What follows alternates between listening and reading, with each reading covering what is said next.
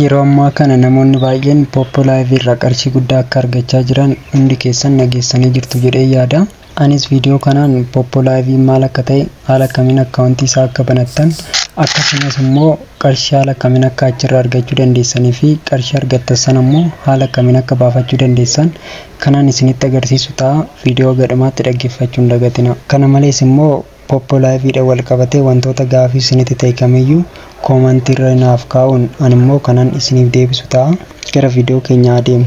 Isaan dura garuu viidiyoo kana laayikii gochuu fi hiriyoota keessaniif sheer gochuu hin dagatina. Appilikeeshinii isaa buufachuuf koomantii viidiyoo kana jala seentanii liinkiiwwan afran kana keessaa tokko irratti yoo gadi tuqxan peejii akkanaatti isiniif fida. Isa kanarratti yoo gadi tuqxan immoo gara Play Store isin geessa. Sana booda achirraa erga buufattanii xumurtanii booda open jettanii asumarraa seenuu dandeessu.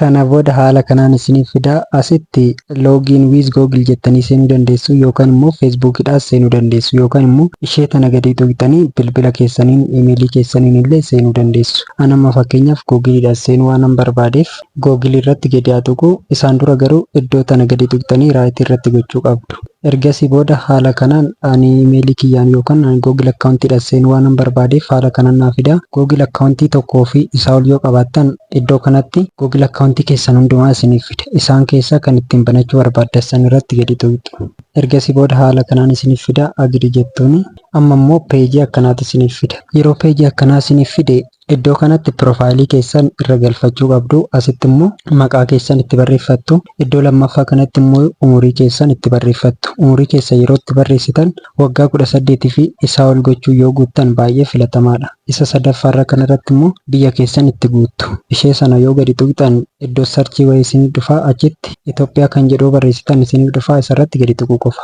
Sana booda gara gadii immoo meelii fi fiimeel kan jedhu argattu. Yoo dhiira taatan meelii, yoo shamarra taatan immoo fiimeel jechuun guutuu qabdu. Yoo dhiira taatan dhiira, yoo shamarra taatan immoo shamarraan guuttanii sammit jettuun.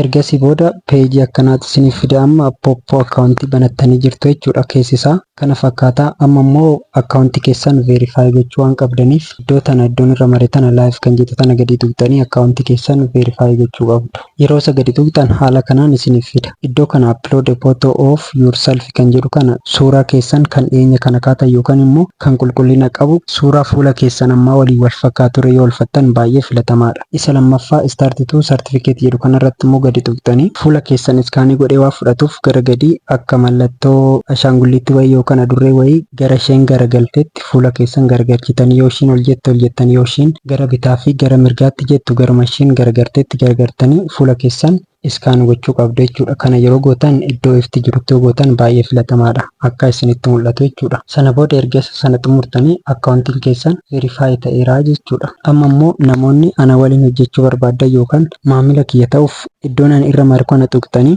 wanta ani guutaa deemtu. Sana gochuuf iddoon irra mare kana yeroo tokko yoo gadi tuqxan piroofaayilii keessantu isiniif dhufa.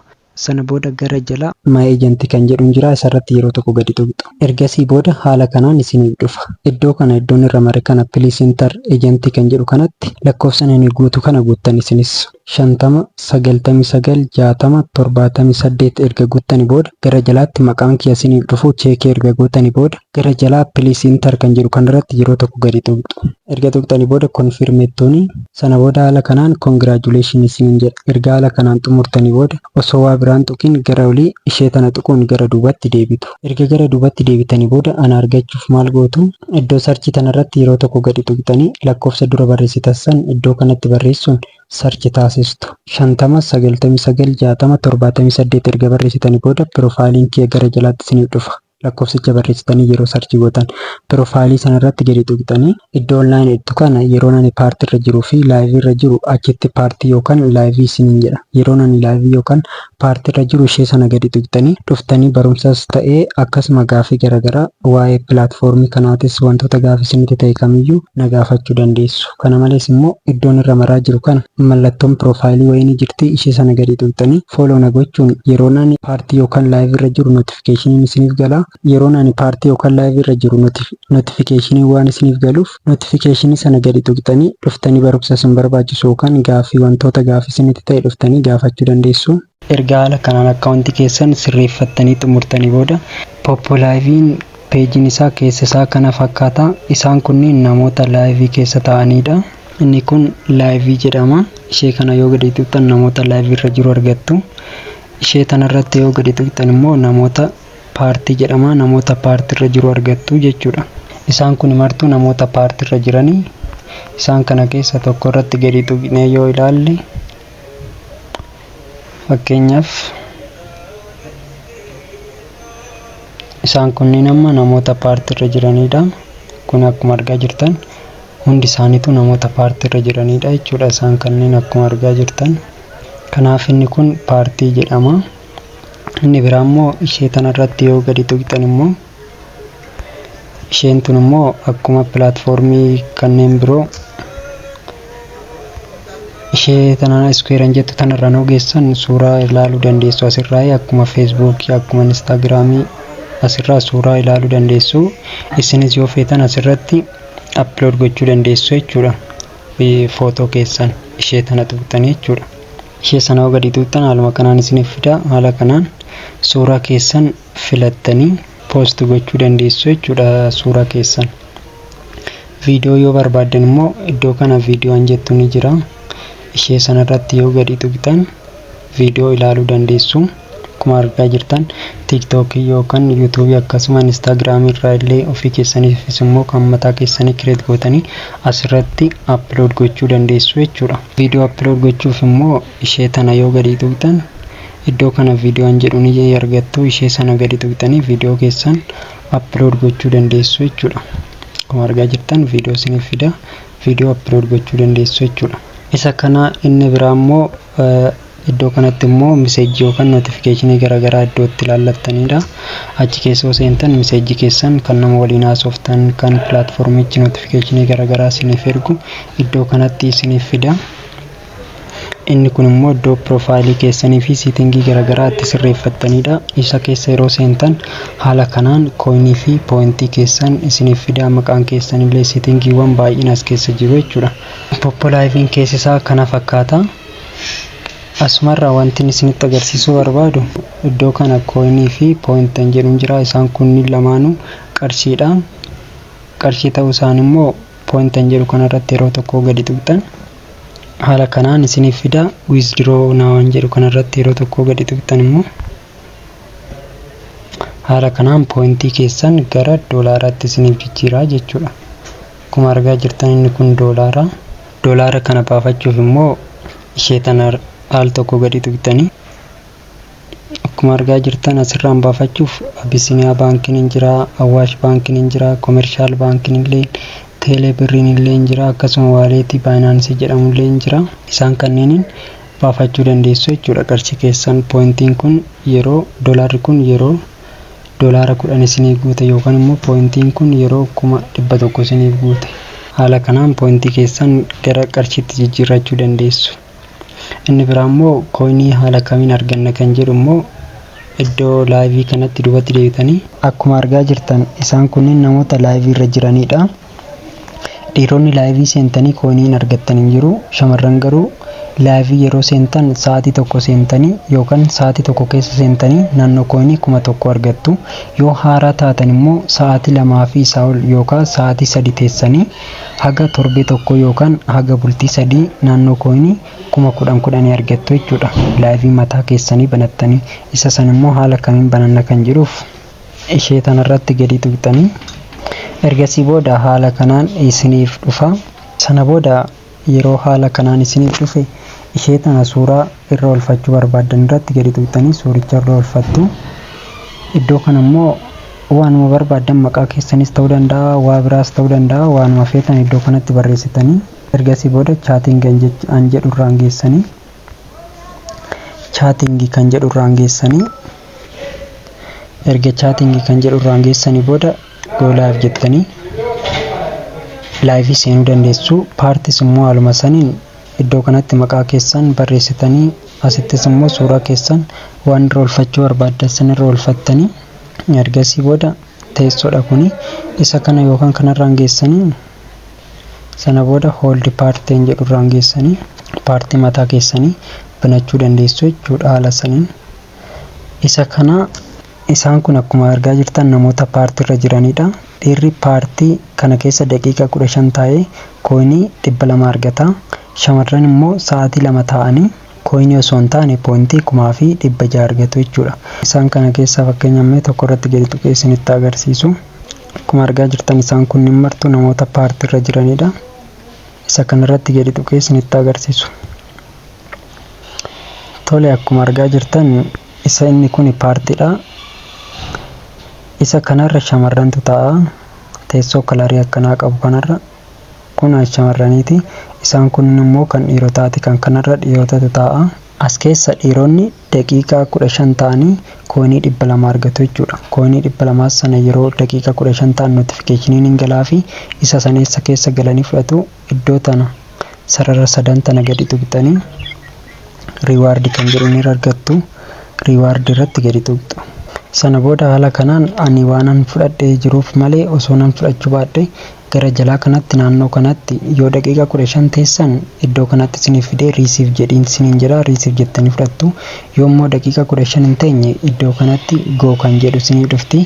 Goo kan jedhu sana tuqxanii deemtanii paartii keessa taa'uu dandeessu yookaan immoo paartii keessa teessanii daqiiqaa 15 yeroo guute isa sana riisiif jettanii fudhachuu dandeessu. Kan shamarranis naannuma kanatti dhufa. Isa immoo akkaawuntii shamarraniitis seenee kanaan isinitti agarsiisu ta'a.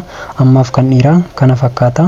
Shamarran immoo iddoo kana ta'anii isa kan kanarra teessoo kan kanarra ta'anii dhiironnis teessoo kan kanarra yoo teessan rakkoon qabu garuu daqiiqaa sana isiniif hin lakkaa'u callistaniituma irra teessanii jechuudha malee wanti biraan jiru. Kanaaf shamarran teessoowwan kanneen irra sa'aatii 2 yoo ta'an poointii 1600 argatu jechuudha. Sa'aatii 1 yoo ta'an poointii 800, sa'aatii lammataa immoo yoo ta'an yookaan sa'aatii 2 yoo ta'an poointii 1600 argatu jechuudha. Isa kana haala kanaan kooinii 200 dhiironni 200 shamarran immoo poointii 1600 argachuu dandeessu. Inni biraa immoo tireejar books kan jedhamtu ishee tana akkuma argaa jirtan daqiiqaa lakkaa'arti. Daqiiqaa 5 irraa gara 0tti lakkoofti. Ishee sun yeroo 0 taate ishirratti gadi tuqxanii iddoo kana IC yookaan immoo riisiif kan jettu wayii isinii dhufti. Ishii sana yoo neetworkii gahaa qabaattan 40 isiniif kenniti yookaan immoo 5 isiniif kennuu dandeessi. Yoo immoo neetworkiin keessan surumaayyuu kan hin hojjenne ta'e 5 sanuu isiniif kennuu dhiisuu dandeessi jechuudha. Kanaaf haala kanaan kooinii walitti qabachuu dandeessu jechuudha. Kana fakkaata kooinii isin koonistaantiidhaan argattan dhiironni 600, shamarran immoo laayivii seenanii 1000 paartii kana keessa ta'anii immoo poointii 1600 argatu jechuudha. Yookaan immoo shamarran akkuma seenaniin weelkaamiin isaaniif waan taasifamuuf haga torbee tokko yookaan haga bultii 3 laayivii seenanii kooinii 10,000 argachuu danda'u jechuudha. Dhiironni garuu level 5 haga gaanitti laayivii seenuu hin danda'anii yoo seenanis namoota barsiisuu malee wanti kaffalamuuf tokko illee hin jiru jechuudha. Inni biraa immoo kooinii argachuuf namoota invite gochuudhaanis kan argattan ta'a. Sana immoo piroofaayilii keessan jala seentanii invite kan jedhu ni argattu. Ishee tana yeroo tokko gadi tuqxan haala kanaan isiniif dhufa. Kana booda akkuma argaa jirtan iddoo kana nama tokko invite yoo goote $14 isiniif kennaa jedha. Isa sana immoo haala kamiinaan invite godha nama tokkorraa immoo haala kamiinaan $14 kan argachuu danda'a kan jedhu ruul kan jedhu iddoo kana ni jira. Ishee sana keessa seenne yaa ilaallu. Akkuma argaa jirtan haala kanaan isin dhufa. Isa kana gara jalaa gadi buunee yoo ilaallu iddoo kana namni isin invite gootan sun torbee tokko keessatti sa'aatii 3 yoo laayivii seene namni isin invite gootan sun kooinii meeqa irraa argattu? Kooinii 10,000 irraa argattu jechuudha. Asirratti dhiironni akkuma akkaawuntii kana banataniin level 5 haga galanitti laayivii seenuu waan hin dandeenyeef shamarran yoo affeertan irra isiniif faayidaa qaba jechuudha.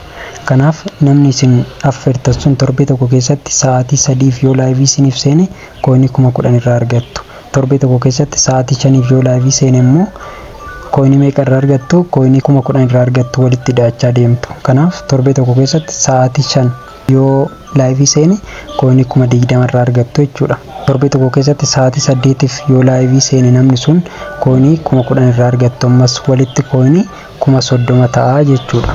Ammas immoo namni isin affeertan sun torbee tokko keessatti sa'aatii 12 yoo laayivii seene kooinii 30,000 irraa argattu. Walitti kooinii 60,000 irraa argattu jechuudha. Kanarraa kan hafe isaan kunniin Kanaa ol namni isin invite gootan sun hanga inni doolaara isaa yookaan immoo kooniin inni akkaawuntii isaatirraa qabu irratti kan hundaa'edha.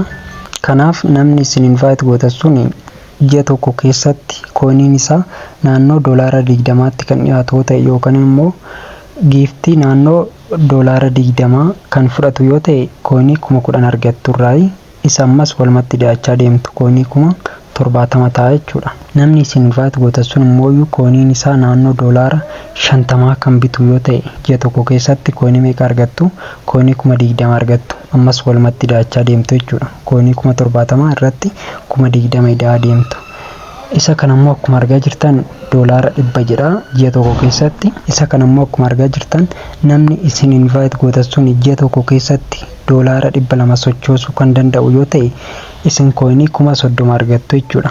Kanaaf haala kanaan walumatti dhiyaachaa deemtu. Dhuguma namni isin invite gootan sun sirriitti aktiivii ta'e ji'a tokko keessatti doolaara 200 sochoosuu danda'a taananiin salphumatti doolaara 14 argachuu dandeessu jechuudha nama sanarraa.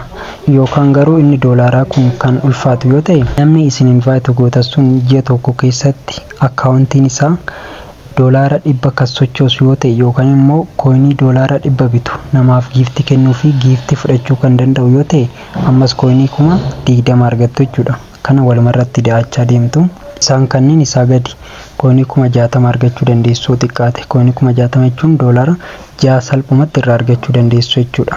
Asirratti wanti isin beekuu qabdan namni isin invite gootan sun shamarras haa ta'u dhiira laayivii yeroo seenu keessattuu shamarran isiniif jecha osoo hin taane ofiif jecha namni sun kan laayivii seenu inni kun waan isiniif jecha seenu akka itti fakkaanne nama sanitti. Keessattuu shamarran laayivii yeroo seenan yeroo jalqabaatiif sa'aatii wal fakkaataa seerri laayiviin jira isa san paartiidhaan kanaan isiniif hojjedhu ta'a.